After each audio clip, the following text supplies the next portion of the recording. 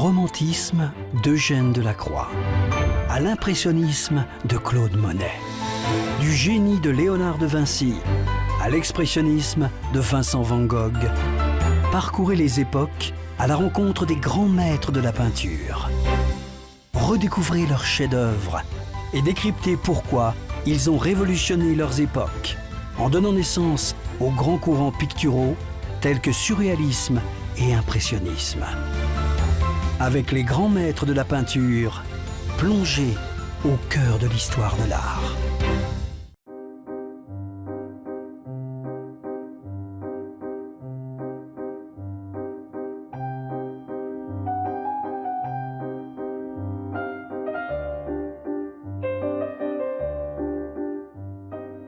C'est avec lui que se termine d'une certaine manière une tradition classique qui remonte à l'Antiquité et que commence ce qu'on a appelé la modernité, mais en tout cas l'art le plus contemporain, comme le montre le fait qu'au XXe siècle et même encore au XXIe siècle, beaucoup d'artistes trouvent leurs références ou leurs sources d'inspiration avec Delacroix. C'est aussi quelqu'un qui finalement est à la fois de son temps, puisqu'il appartient à sa société, mais hors de ce temps, puisqu'il est un des premiers peintre, un des premiers artistes, à délibérément choisir une carrière d'artiste à laquelle il consacre toute sa vie et à laquelle il est fidèle jusqu'au bout, à la fois dans l'expression et dans son tempérament.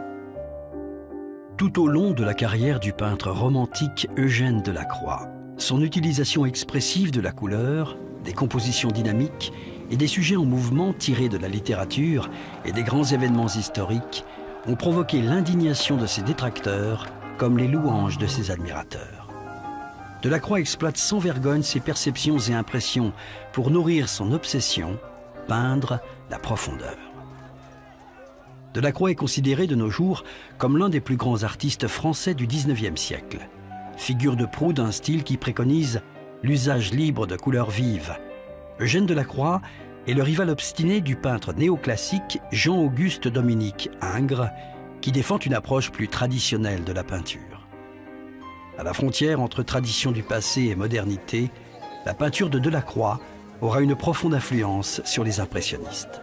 Les impressionnistes ont aimé Delacroix et par exemple Monet avait dans sa collection personnelle des aquarelles de Delacroix, ce qu'on ignore généralement, aquarelles qui étaient disposées avec les œuvres que Monet préférait dans sa chambre à Giverny. Mais ceux qui se sont véritablement réclamés de Delacroix, c'est ce qu'on appelle les néo- ou les post-impressionnistes, à commencer par Signac qui avait écrit ce livre fameux d'Eugène Delacroix au néo-impressionnisme.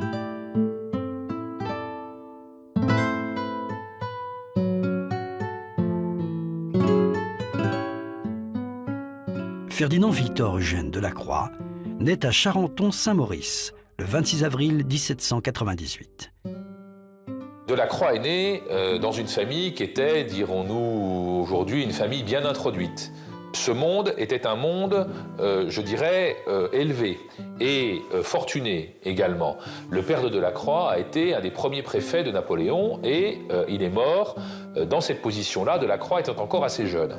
Et puis, la mère de Delacroix, qui n'avait, dirons-nous, pas vraiment la fibre administrative, a perdu sa fortune et à la mort de la mère de Delacroix, la famille s'est retrouvée en quelque sorte déclassée. Delacroix lui-même n'avait quasiment plus rien. Il dit à un moment, tout mon bien se résolvait dans un pot en faïence et un couvert d'argenterie. Même pas. C'était quelqu'un qui n'avait vraiment plus aucune ressource. Et c'est quelqu'un qui s'est fait véritablement par lui-même. Dès l'âge de 17 ans, il entre comme élève dans l'atelier du peintre Pierre-Narcisse Guérin et débute une carrière féconde. Il produira plus de 850 peintures et un grand nombre de dessins et fresques. Formé dans le respect du style néoclassique, il reste néanmoins influencé par le style opulent et plus coloré des grands maîtres du passé. C'est quelqu'un qui est bien sûr à la fois de son temps et qui privilégie l'artiste, dans un sens romantique du terme, l'artiste au cœur de son œuvre, l'artiste démiurge de son œuvre, mais c'est aussi quelqu'un qui est pétri de culture classique, à la fois de manière picturale. Il regarde Michel-Ange, il regarde Rubens, il regarde les Vénitiens, il regarde aussi Poussin ou Le Sueur, donc c'est plutôt un peu à contre-emploi par rapport à ce qu'on pense de Delacroix. Et c'est finalement un artiste qui, toute sa vie, a été toujours en tension entre cet héritage classique et le désir de le renouveler. Figure de l'artiste accompli, Delacroix expérimente tous les outils, aquarelle, pastel, huile, et se montre particulièrement habile dans l'art de la lithographie, nouveau procédé graphique très en vogue chez les romantiques. Ses contemporains en ont fait, et je pense à bon droit, l'un des représentants les plus éminents, et en tout cas l'un des chefs de file les plus importants du romantisme, qui est une catégorie elle-même assez difficile à définir. Mais Delacroix disait de lui qu'il n'était pas un romantique, qu'il était un pur classique.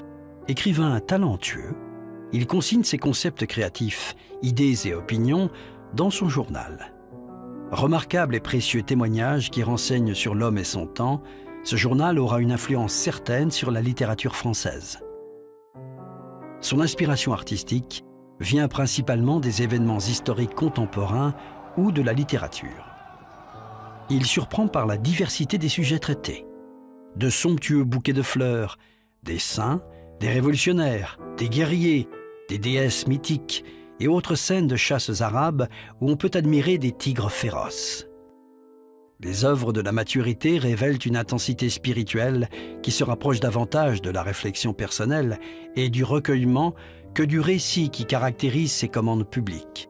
L'accomplissement du maître s'effectue d'une part dans la violence qui se dégage de ses représentations animales et d'autre part dans le calme méditatif de certaines allégories littéraires et historiques. Delacroix reste sans doute l'un des plus grands peintres d'animaux, avec une préférence pour les grands fauves et les chevaux. Même ses esquisses rapides témoignent de cette passion. Delacroix voyage peu hors des frontières françaises, chose étonnante au regard de la place de choix qu'il fait aux thèmes orientaux dans son œuvre. Il se rend en Afrique du Nord une seule fois, en 1832. Il accompagne alors un commissaire français en mission diplomatique de 5 mois, et visite avec lui le Maroc et l'Algérie. Louis-Philippe a décidé d'envoyer une ambassade auprès du sultan du Maroc pour qu'on puisse régler les frictions qui étaient apparues à l'occasion de ces premières années de présence française en Algérie. Un diplomate avait été choisi pour partir au Maroc qui s'appelait le comte de Mornay. Mornay était quelqu'un de très mondain, qui était un peu inquiet à l'idée d'aller passer plusieurs mois, en fait la mission a duré 6 mois, dans un pays inconnu, et il a eu l'idée, finalement pas si saugrenue que ça, de s'adjoindre un artiste. L'accompagnateur qui avait été initialement choisi était le peintre Isabey. Et puis finalement Isabey ne peut pas partir, et par l'entremise de la maîtresse de Mornay, qui est l'actrice Mademoiselle Saint-Marc, il a le lien est fait, et c'est Delacroix qui part.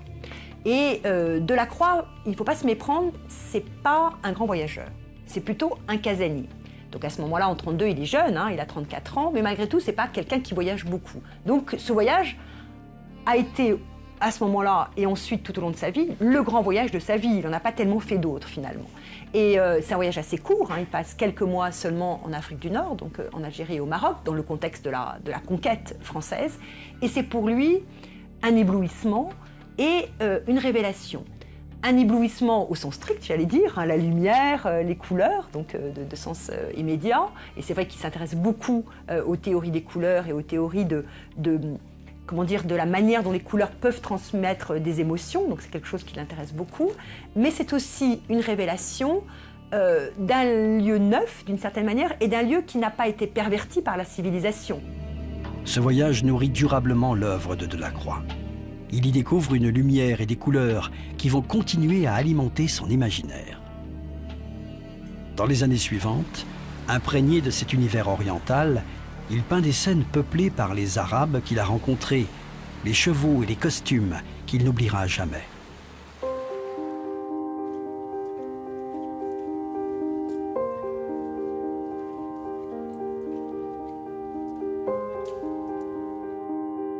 En 1819, à l'âge de 21 ans, Delacroix reçoit sa première commande de l'église d'Orsemont, la Vierge aux moissons. Durant l'été 1821, il peint Les 4 saisons, une œuvre qui doit orner la salle à manger de l'acteur François-Joseph Talma. Delacroix peint quelques portraits, et bien qu'il ne soit pas un peintre de paysage, une partie de son travail révèle néanmoins de délicates aquarelles, des pastels et des lithographies. Ses œuvres témoignent d'une intimité délicate, absente des commandes publiques monumentales de la maturité du peintre. Citadin sophistiqué, aimant la vie mondaine, il avoue cependant se sentir davantage à son aise dans sa maison de campagne de Champrosay. Ardent observateur de la nature, il exécute des études de plantes et d'animaux.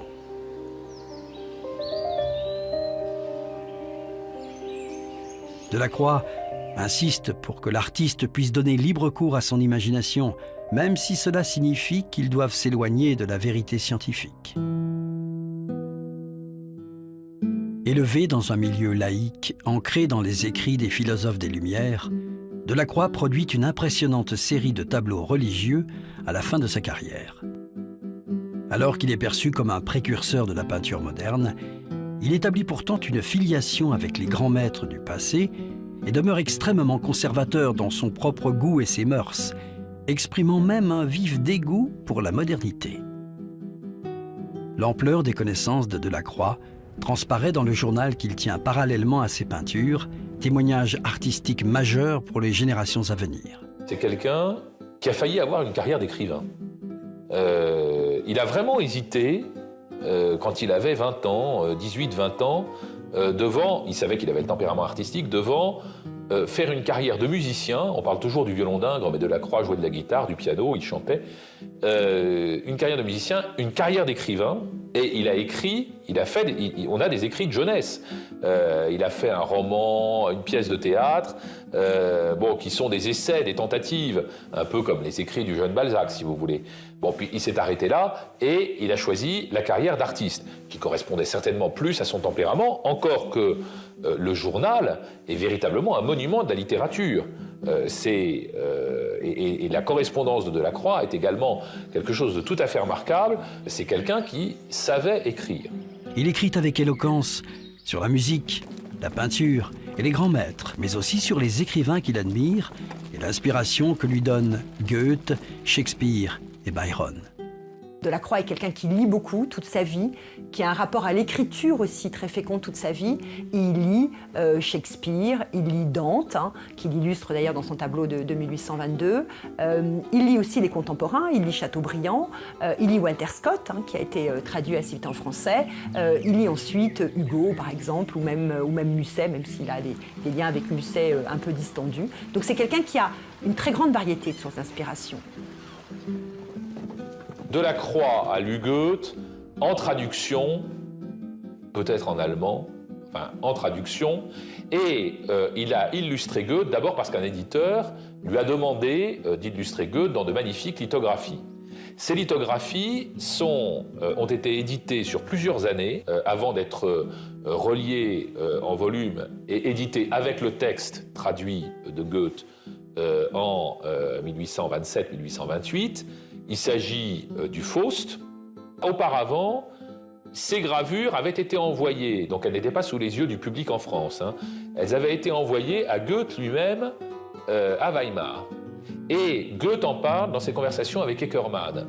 Et il a ce mot extraordinaire, il dit « Monsieur Delacroix exprime dans ses images des choses que moi-même, je ne croyais pas avoir mises dans mon texte. » En gros, c'est ce qu'il dit. Je ne me rappelle plus des termes exacts, mais Delacroix avait découvert pour Goethe, dans le texte de Goethe, des sentiments, des expressions que Goethe découvrait dans les images de Delacroix d'après son texte.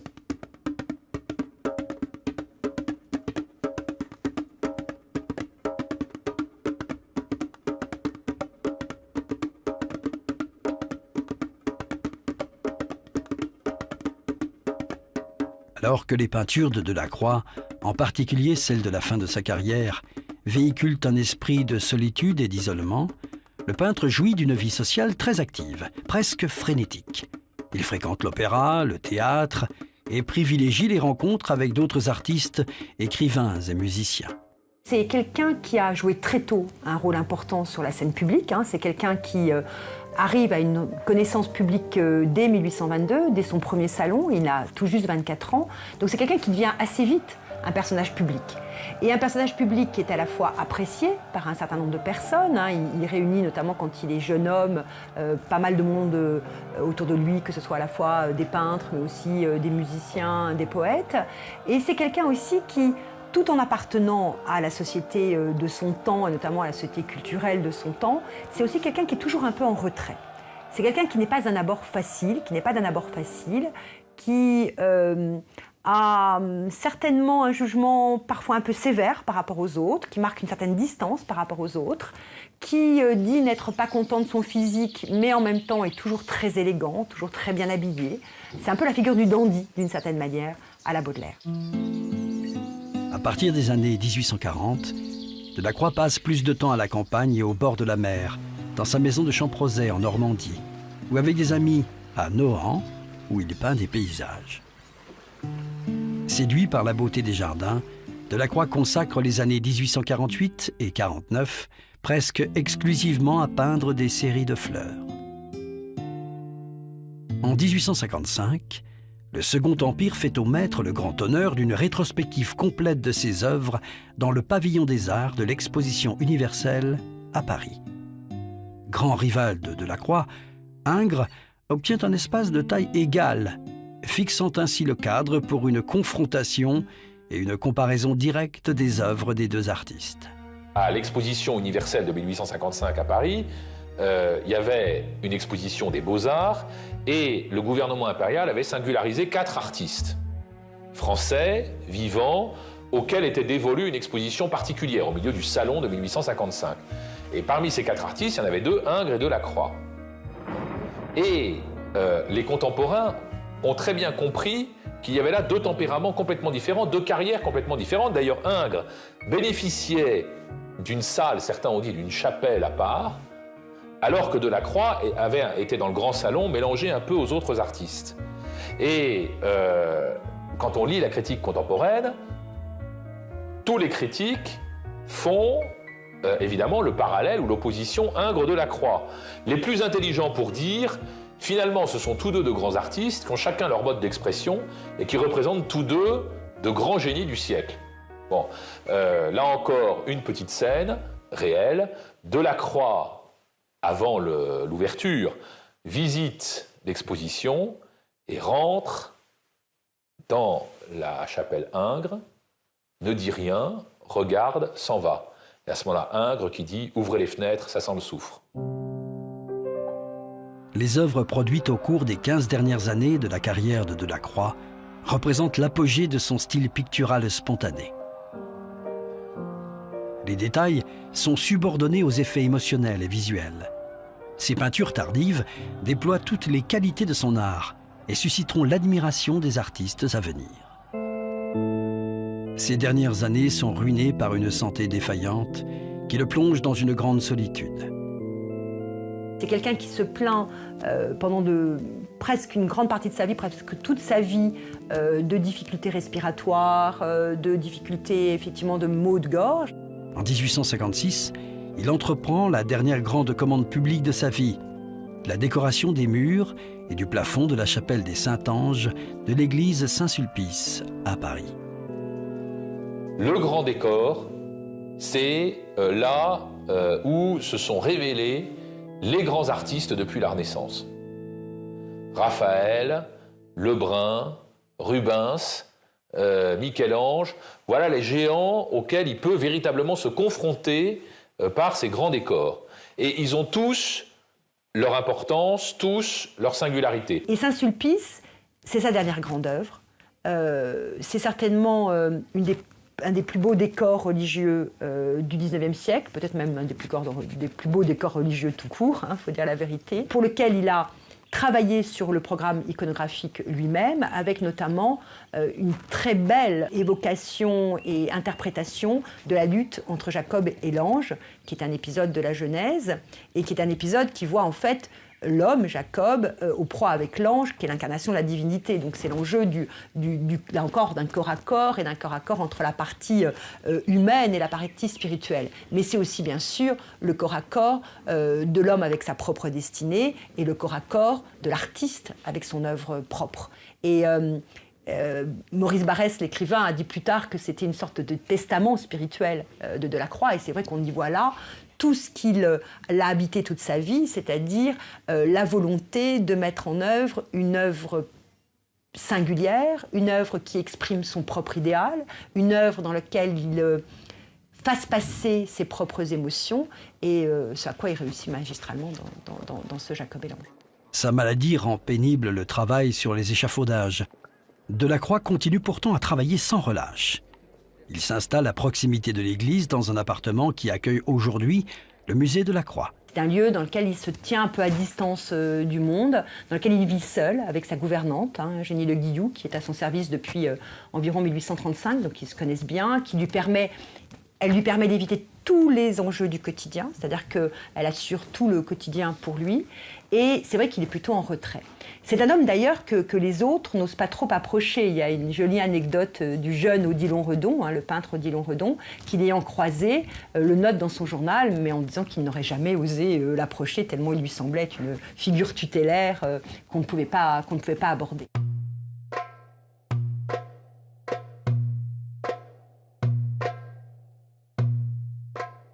Alors que les dernières œuvres de Delacroix s'inspirent de ses sujets favoris, chasse d'animaux, motifs d'Afrique du Nord, guerre d'indépendance grecque et des œuvres de ses auteurs favoris, c'est l'assurance de son style, la maîtrise de la surface peinte et la manipulation de la couleur qui auront le plus grand impact sur les peintres à venir.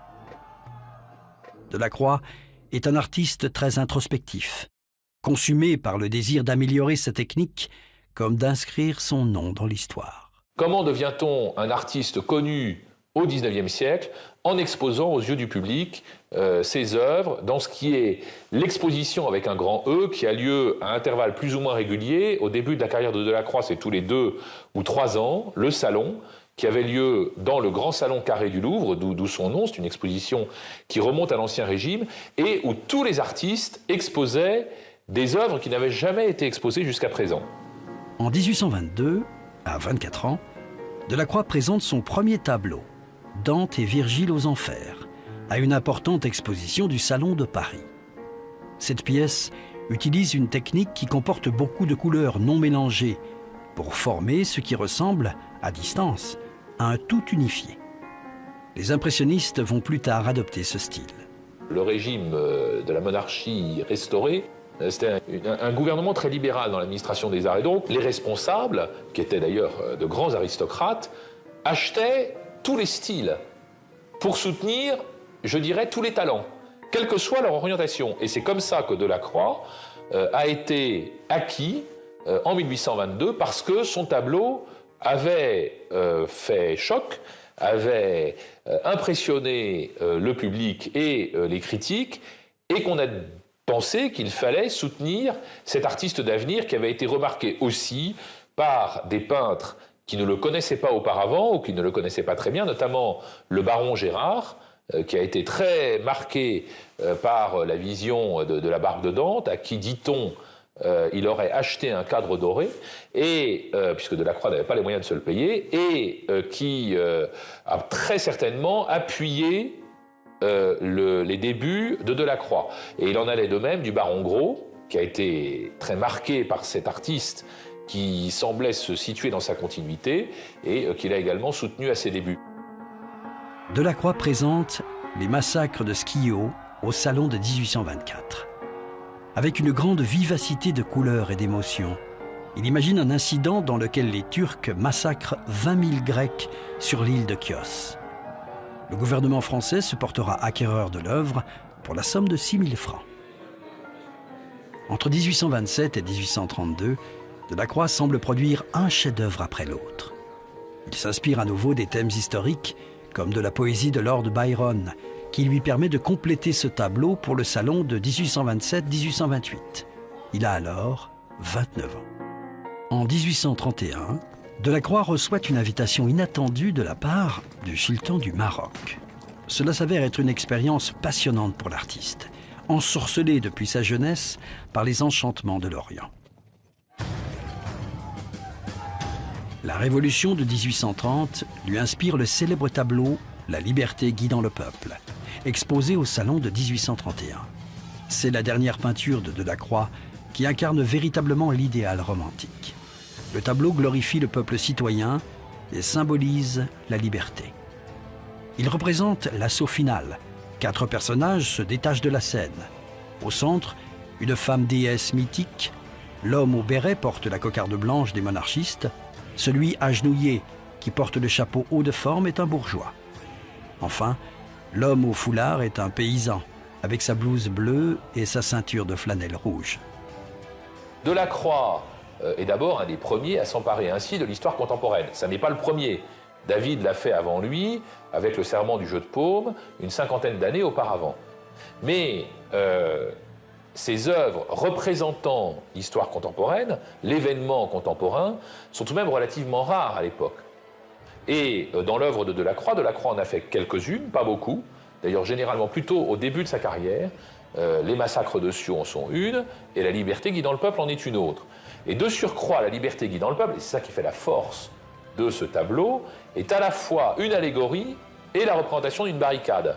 Là aussi, c'est quelque chose de tout à fait original. Les Français se reconnaissent, voient dans la liberté Marianne, la République, la France. Il n'a jamais exprimé à un tel point le sentiment populaire, un moment politique, et peut-être aussi ses propres opinions.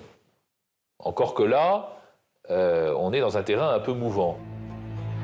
Eugène Delacroix découvre une nouvelle inspiration lors de son voyage au Maroc en 1832.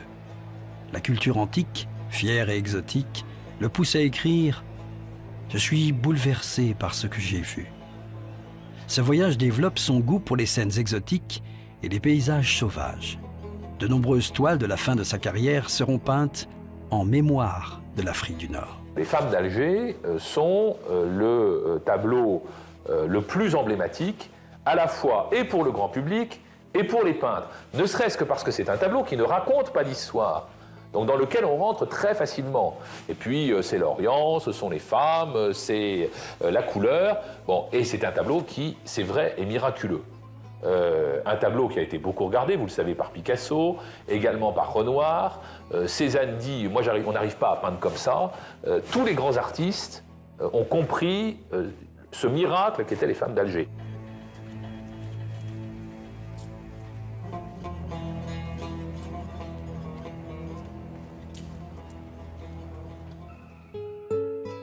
Le peintre a 35 ans en 1833, lorsqu'il réalise une série de peintures murales pour la chambre du roi Louis-Philippe au Palais Bourbon. Il fait ainsi revivre cet art ancestral qui redevient populaire et qu'il continuera à développer jusqu'en 1861. Ces peintures murales monumentales sont réalisées sur plusieurs années et impliquent de passer de longues heures sur des échafaudages inconfortables, à la merci d'incessants courants d'air.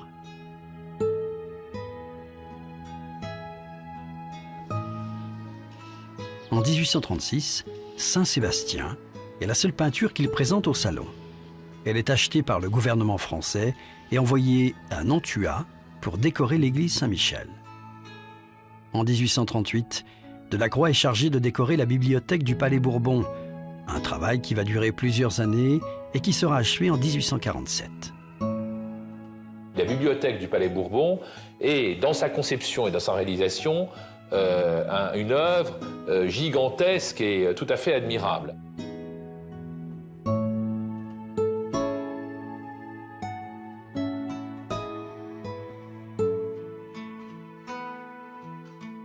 La coupole de la bibliothèque du Sénat est aussi quelque chose de tout à fait admirable dans la pensée qui y précède, parce que Delacroix a choisi le sujet.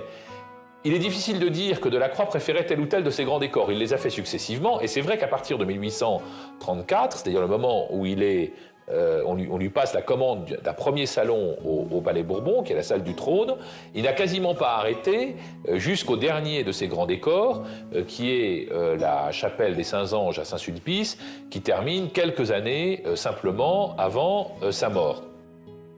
Je pense, c'est mon interprétation personnelle, que le décor qui l'a le plus retenu, parce que c'était celui qui le mettait le plus en relation avec ses grands prédécesseurs, c'est le décor de la galerie d'Apollon au Louvre. Apollon, vainqueur du serpent Python. Il le dit dans une de ses lettres, il dit « Je mets le pied à un endroit où a peint le brun, et ça n'est pas le plus facile. » De surcroît, Delacroix était quelqu'un de très intelligent, très fin, et qui ne disait pas toujours les choses. De surcroît, moi je ne peux pas m'empêcher de penser que la galerie d'Apollon est à 3 salles du plafond d'Ingres, l'apothéose d'Homère, et qu'il a voulu montrer que lui était un meilleur plafonnier qu'Ingres.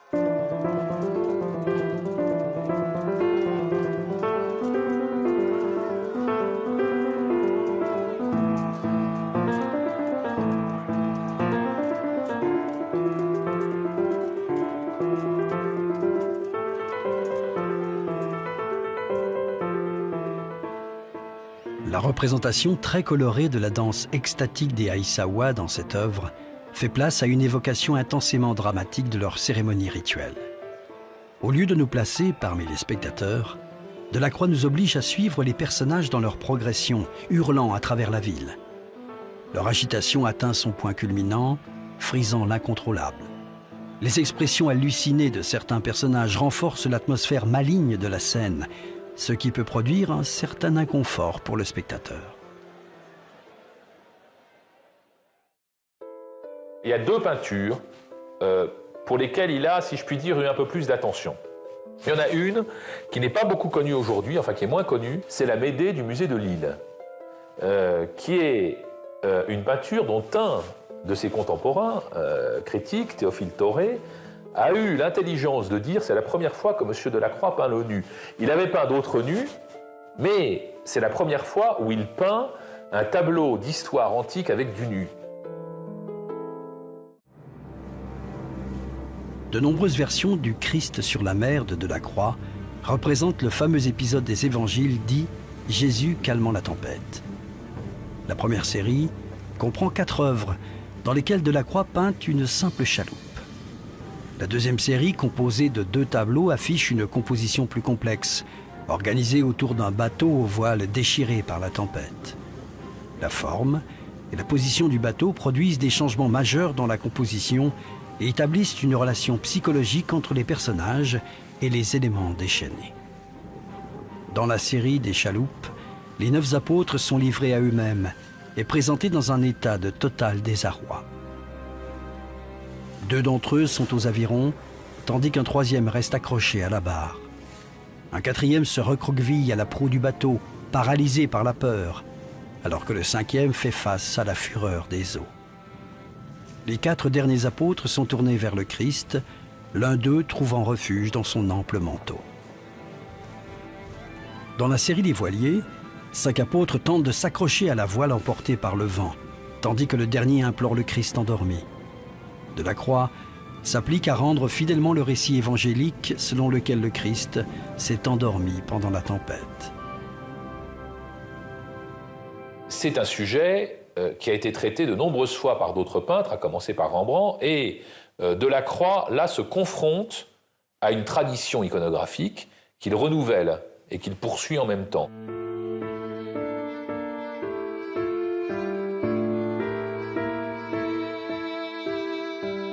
Lara, d'abord publié en 1814, est l'un des 4 contes orientaux de Lord Byron.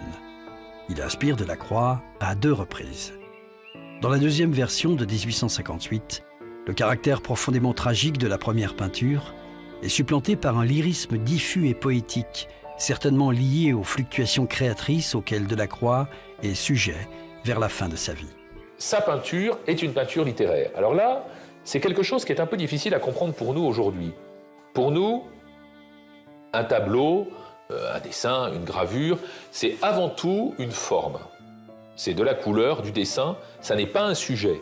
À l'époque de Delacroix, et pour Delacroix lui-même, et c'est en cela qu'il s'inscrit dans une tradition qui remonte à l'Antiquité et qui a été magnifiée par la Renaissance, une œuvre d'art est d'abord un sujet. Et de ce point de vue-là, lorsque Delacroix traite d'un sujet littéraire, Goethe, Shakespeare, Byron, aussi bien que le Tasse ou l'Arioste, il commence par s'emparer d'un texte, il le médite, il ce texte fait sur lui telle ou telle impression, et il transpose cette impression dans les éléments plastiques de la peinture.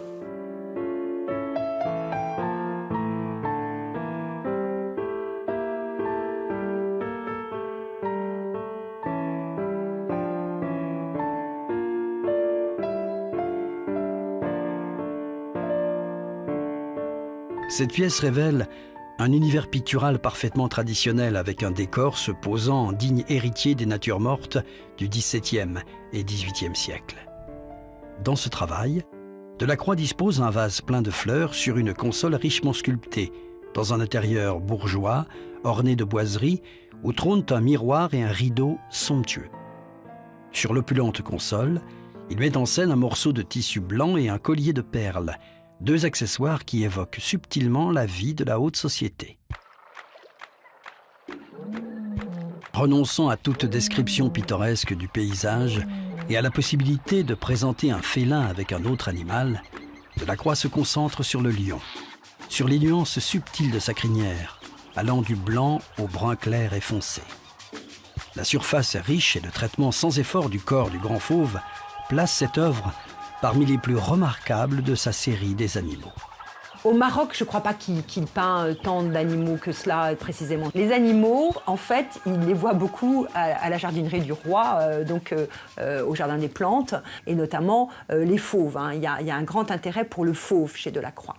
Intérêt pour le fauve, il ne faut jamais se tromper, qui est aussi un intérêt pictural, c'est-à-dire le fauve l'intéresse aussi en lien avec Rubens, par exemple. C'est aussi parce qu'il a en tête les chasses au lion de Rubens qu'il s'intéresse à cela.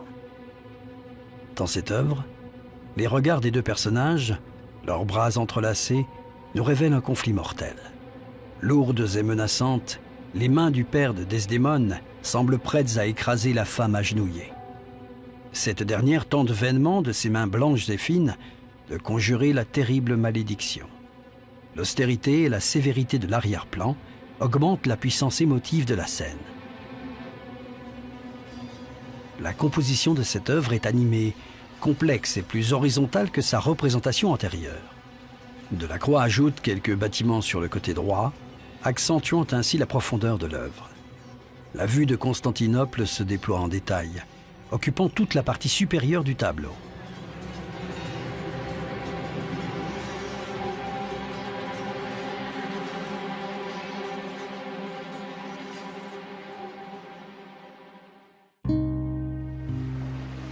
Dans cette œuvre, la préoccupation première de Delacroix est d'insuffler émotion et sensualité à la silhouette élancée d'Andromède, nu sublime et personnage central de la composition.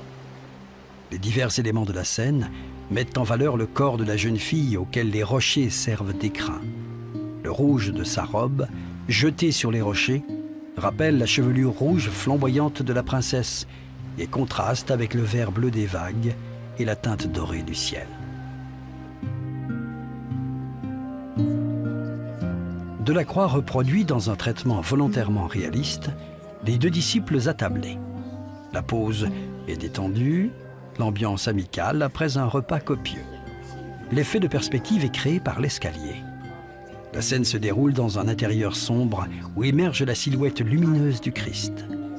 L'artiste enrichit sa palette et sa composition en baignant l'image d'une profonde dévotion induite par la vitalité du personnage du Christ qui domine ses disciples. Dans ce travail, l'attention se concentre presque exclusivement sur le groupe très serré formé par Weisslinger et ses agresseurs qui occupent presque toute la toile. En positionnant ce groupe sur une ligne dirigée vers les arbres à droite, le peintre ouvre le paysage à gauche, ce qui lui permet de porter l'attention sur un autre combat qui a lieu plus bas. La violence de l'attaque décrite dans cette peinture est intense, et l'ensemble du groupe de chevaux et de cavaliers semble sur le point de chuter. Cette instabilité délibérée est compensée par une correspondance harmonieuse des lignes et des couleurs. On a la critique d'un tableau d'Ingres par Delacroix. C'est rapporté dans les souvenirs de George Sand. Elle raconte qu'un soir, elle était chez Chopin, Delacroix vient, et il y a son fils, le fils de George Sand, Maurice. Et on se met à parler art et peinture, et on parle du dernier tableau d'Ingres, qui est une odalisque. Et Delacroix dit « Ingres ne sera jamais un coloriste ». Parce que quand on regarde son tableau, c'est comme de la salse pareille. Toutes les couleurs sont juxtaposées les unes aux autres, sans sentiment d'unité, alors que, dit-il à Maurice, regarde, et il prend à ce moment-là des coussins et du fil à broder, il les mélange et il dit, tu vois, les couleurs, elles sont toutes en rapport les unes avec les autres, et quand on met une couleur, il faut mettre sa complémentaire et ainsi de suite. Et unir ainsi tout le tableau.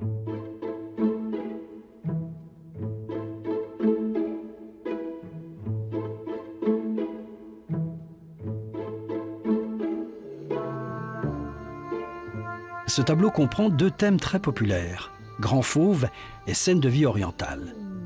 Delacroix construit habilement les trois plans principaux de la peinture. Au premier plan, dans la pénombre, les Arabes à l'affût.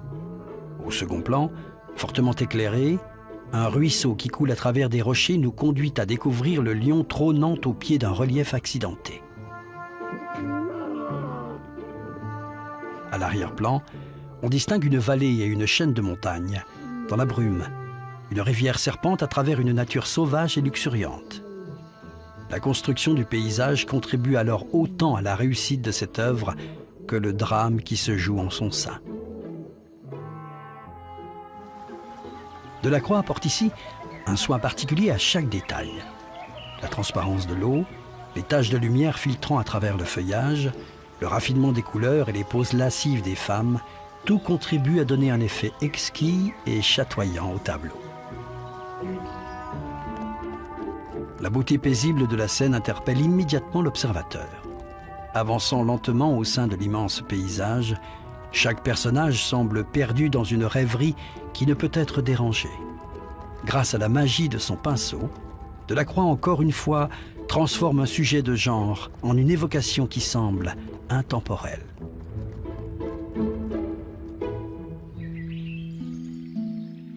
Librement esquissé dans un mélange harmonieux de couleurs vives, ce paysage peut sembler anodin, mais capte l'attention grâce à la modernité et à la dextérité avec laquelle Delacroix manie la lumière.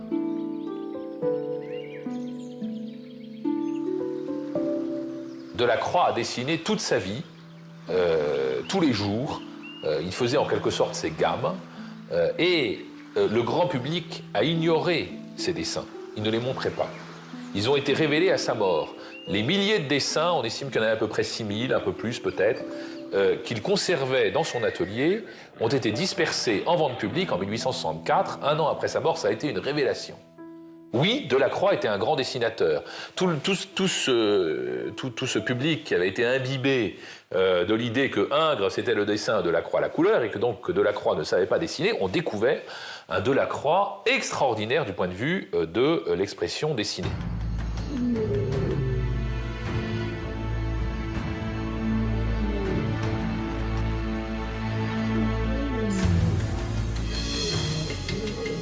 Ce travail résume bien les qualités picturales communes au paysage peint par Delacroix.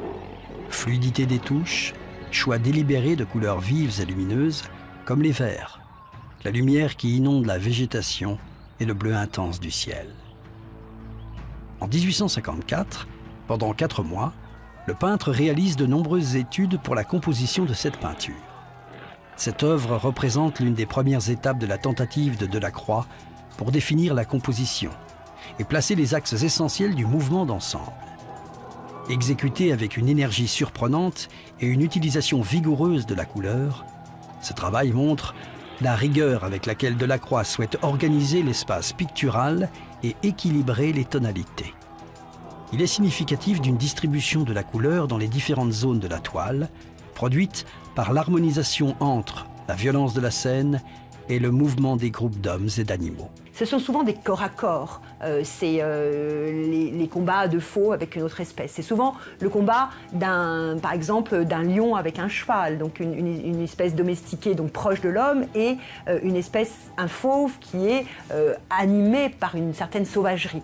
Et il ne faut pas se tromper, cette dualité, c'est aussi une dualité de l'artiste lui-même, c'est-à-dire que c'est aussi un corps à corps entre la partie rationnelle de l'artiste et sa partie sauvage.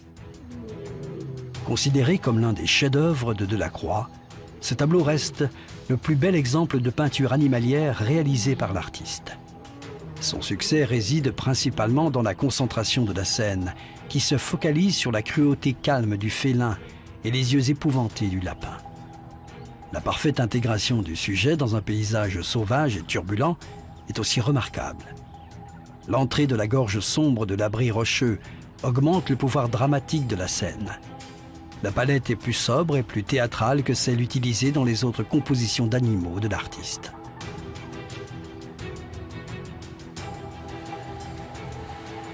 Le format vertical concentre la composition sur l'infortuné couple, chaque personnage remplissant presque toute la toile et se détachant sur un fond rocheux, finement dessiné, qui laisse place à un ciel délicatement transparent et lumineux.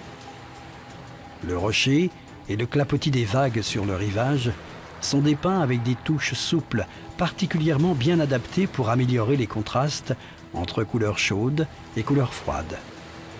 Le groupe d'hommes en armes, dont les silhouettes ensoleillées peuvent être vues dans le fond à gauche, renforce l'aspect tragique et l'impact émotionnel de la scène. Delacroix, c'est quelqu'un qui n'est pas aussi calme et pondéré qu'on peut le laisser penser. C'est aussi un peintre, comme l'a dit Baudelaire et comme l'a repris ensuite Cézanne, de la terribilità. C'est quelqu'un qui a regardé Michel-Ange, qui a lu Byron, qui a lu Dante.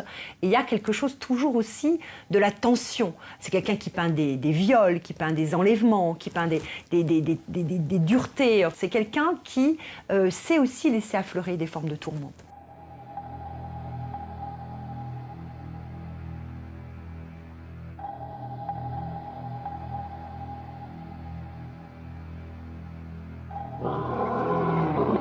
Cette œuvre témoigne des qualités exceptionnelles qu'on peut admirer dans les peintures d'animaux de Delacroix.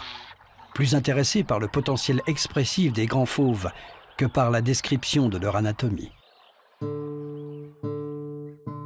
Pour la couleur du Christ, Delacroix utilise des pigments terre de Sienne naturels. Quelques tons de noir et de blanc sont glissés ici et là pour fournir une ombre d'une tonalité plus chaude. Les manches de la Vierge sont peintes d'une couleur grise qui renferme des nuances de rouge. L'artiste réalise les effets de lumière en jaune de Naples et en noir.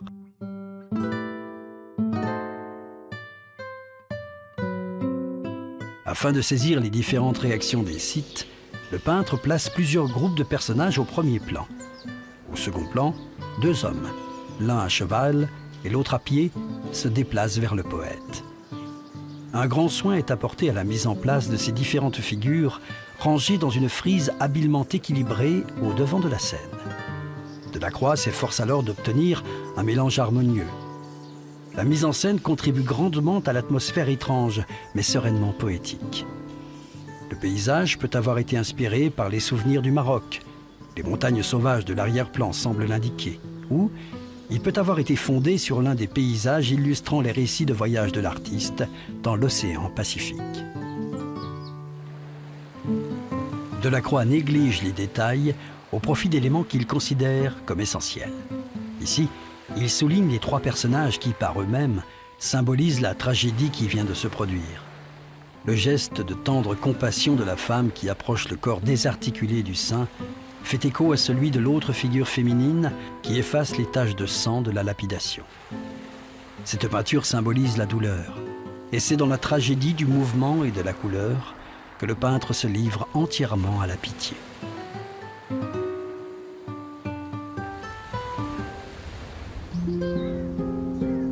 Avec son atmosphère teintée d'une sobre mélancolie, le classicisme de la pose et l'harmonie des couleurs chaudes où dominent des rouges foncés, des verts et des bruns.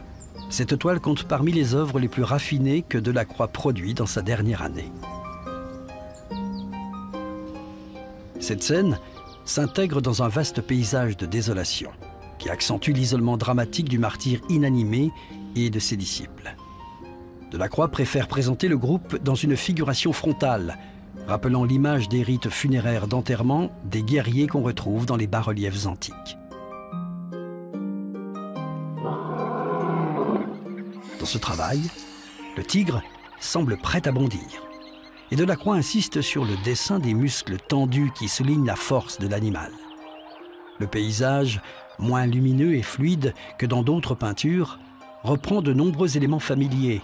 Un ciel lumineux, un fond sauvage et rocheux, et un arbre que l'artiste a copié lors de ses promenades dans la forêt de Sénart. On remarque l'organisation harmonieuse des différents plans. Une ligne courbe naît au premier plan à gauche et disparaît finalement dans le col, couronnée par des fortifications massives. Les gravures et les lithographies de Delacroix étaient très admirées, pas de son temps, elles se sont toujours très mal vendues, mais d'une petite élite d'amateurs, mais surtout après sa mort et dans la seconde moitié du siècle, où les grands graveurs comme Degas ou comme Manet ont toujours considéré Delacroix comme un modèle. Et il y a là beaucoup de découvertes à faire. Vous avez ici 3 lithographies de Delacroix qu'il a dessinées dans sa jeunesse, en 1824. Ce sont des œuvres qui sont contemporaines des massacres de Sceaux, un tout petit peu postérieures à la barque de Dante. Ce sont des feuilles qu'il a faites d'après des médailles, d'après des monnaies antiques, et Delacroix les a dessinées presque en lumière rasante, de manière à exacerber les reliefs. Là, je dois dire qu'on a un Delacroix complètement neuf, qui s'intéresse à l'Antiquité, on est en 1824, mais qui la traite de façon moderne. Eugène Delacroix ne peut être identifié comme un artiste strictement classique ou romantique. Son talent transcende les écoles, les mouvements et les étiquettes. Les œuvres produites au cours des 15 dernières années de sa vie sont exemplaires et témoignent d'un style pictural d'une grande spontanéité. La spécificité des détails est subordonnée à tous les effets émotionnels et visuels. Ses peintures tardives le démontrent peut-être mieux que ses œuvres monumentales, présentées lors des divers salons. Les grandes qualités de son art vont susciter l'admiration des peintres à venir. Delacroix laisse un énorme héritage culturel d'une certaine manière. Il est un des artistes par rapport auxquels tous les autres artistes depuis ont fait référence. À la fois, bien évidemment, par rapport à sa peinture, parce que c'est vrai que c'est quelqu'un qui a un talent immense et qui a su traiter tous les genres, hein. Peintre d'histoire, peintre religieux, peintre de nus, peintre de fleurs, qui a su aussi mettre en œuvre des inspirations différentes, à la fois littéraires, picturales ou musicales, donc par rapport à son œuvre propre, mais aussi, sans doute, par rapport à sa posture en tant qu'artiste. Parce que c'est quelqu'un qui, il l'écrit d'ailleurs, c'est quelqu'un qui privilégie l'idéal qu'il porte en lui et qui dit que la qualité du grand artiste, c'est d'être fidèle à l'idéal qu'il a en lui-même. Et donc c'est quelqu'un qui a, d'une certaine manière, érigé en modèle la fidélité de l'artiste à ses propres choix, à son propre tempérament. Vers la fin de sa vie, il se retire de l'agitation mondaine pour se consacrer uniquement à son travail. Il meurt le 13 août 1863 à Paris. Son appartement est alors transformé en un musée à sa mémoire.